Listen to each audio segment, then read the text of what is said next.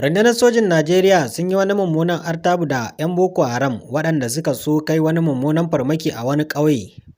A nan take aka samu nasarar hallaka mutum 9 a cikinsu a jihar Borno. Masu sauraro, Assalamu alaikum, barkanmu da sake saduwa a cikin wani sabon shiri namu na tsaro haƙƙin al'umma. Tashar Taskar Ji da Kunna dai ba ta ƙasa a gwiwa wajen ta shiga ta fita ta zaƙulo muku labari. A yau ma dai labarin Tashar Taskar Ji da Kunne ta samo labari ne wanda dakarun sojin Najeriya suka fafata yaƙi tsakaninta da ƙungiyar mayakan Boko Haram, inda suka samu nasarar hallaka mutum 9 daga cikinsu. Ga dai labarin kamar haka. Kafin ka wuce mai sauraro, ka danna mana subscribe, ka danna alamun ƙaraura domin samun wasu labaran akan kari. Dakarun Operation haɗin kai da ke arewa maso gabas sun daƙile wani mummunan hari da mayakan Boko Haram suka kai a jihar Borno. Sun kai wannan mummunan hari ne a yankunan Kwandiga, Bama tare da Goza. 'Yan ta'addan dai sun yi yunƙurin tarwatsa gadar da ke kan hanyar Marte zuwa Dikwa ta hanyar dasa bama-bamai domin su ruguza gadan.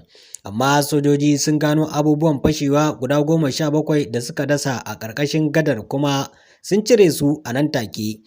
A yayin dakile wannan mummunan hari, sojojin sun kashe 'yan ta'addan Boko Haram guda 9, sannan kuma sun kwato bindigogi ƙira AK-47 da dama da kuma bindigogi ƙira PKT. Kakakin rundunar sojin Maiduguri, Captain Rebian, ya ce dakarun na ci gaba da kai farmaki a sassa da sanya ido akan ayyukan 'yan ta'addan a yankin. Ya ce wannan nasara na nuna cewa sojoji sun ƙudiri aniyar hana 'yan Boko Haram da ISWAP aikata ta'addanci a yankin na Maiduguri. Rundunar sojin Najeriya da ta roƙi jama'a da su ci gaba da bayar da haɗin kai ta hanyar bayar da rahoton motsin duk wani abu da suke zargin yana da alaƙa da wannan ƙungiyar ta'addanci, domin hakan shine zai taimaka a magance wannan matsalar tsaro da ake fama a arewacin Najeriya, musamman ma jihar Borno da Katsina da jihar Neja.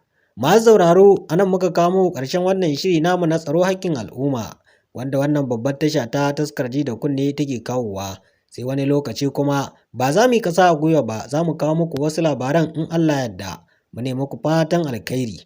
Wassalamu alaikum wa rahmatullahi ta'ala wa barakatuh.